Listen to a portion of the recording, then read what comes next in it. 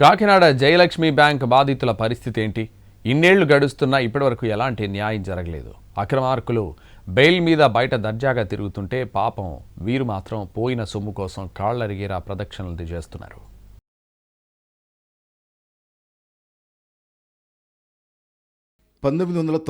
లో కాకినాడ కేంద్రంగా జయలక్ష్మి సొసైటీ ఏర్పడింది.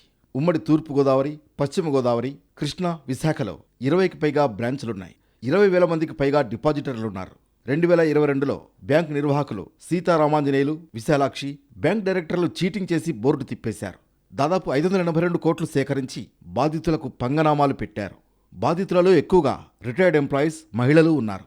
గత ప్రభుత్వం ఈ కేసును సిఐడికి అప్పగించింది. బ్యాంక్ నిర్వాహకులు అరెస్ట్ అయ్యారు. తర్వాత బెయిల్పై బయటకొచ్చారు.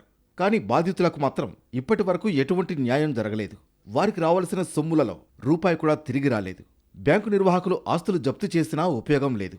ఇటు సిఐడి విచారణ జరిపి నివేదిక ఇచ్చిన తర్వాత ఎటువంటి ప్రయోజనం లేదు. తరచూ అధికారులను, ప్రజాప్రతినిధులను బాధితులు కలిసి తమ గోడు వెళ్లబోసుకుంటున్నారు.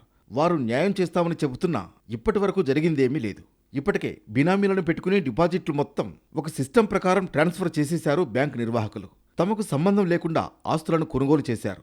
కానీ కష్టపడి సంపాదించుకుని అధిక వడ్డీ వస్తుందని ఆశపడి డబ్బులు కట్టిన వాళ్ళు మాత్రం రోడ్ల మీద పడ్డారు.